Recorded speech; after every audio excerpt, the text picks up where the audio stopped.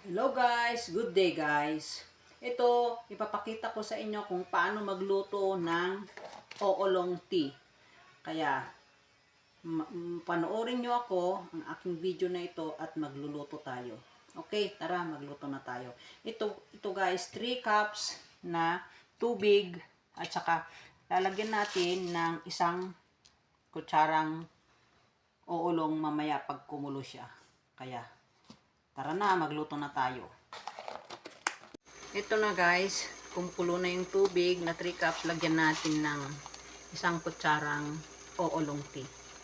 Yan, kasi magkukulay ito eh. Bahala na kayo kung gusto nyong dagdagan, dagdagan nyo rin ng tubig. Kaya ito lang, 3 cups lang, saka isang kutsara. Okay, takpan natin guys. Hintayin natin ng 5 minutes para magkulay yung tubig. Ito guys, kumukulo na, tapos ng 5 minutes. Patayin na natin. Hintayin natin na mag-settle yung mga oolong tea para salain natin at ilagay natin sa thermos. Ito guys, nag-settle na. Ilagay na natin dito sa cup, sa mugs, para inom na tayo. Yan. Tapos yung iba, ilalagay natin sa thermos. At inumin natin ng umaga, tanghali, gabi. Bukas ulit, iba na naman, pakulo na ulit tayo. Pero itong mga iyan, pwede natin ilagay sa rep para bukas magagamit ulit natin.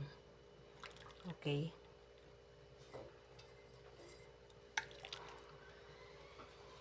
Ito guys, oh.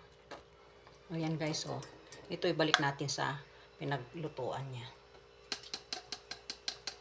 Ayan na guys ang oolong. At inom na tayo guys ng oolong tea. Ito po ang oolong tea. Ito na, luto na siya. Yung iba, ilalagay ko rito sa thermos. Inumin ko mamaya. Ang oolong tea ay maraming benefits. Nakaka-lower ng blood sugar, blood pressure, at saka cholesterol.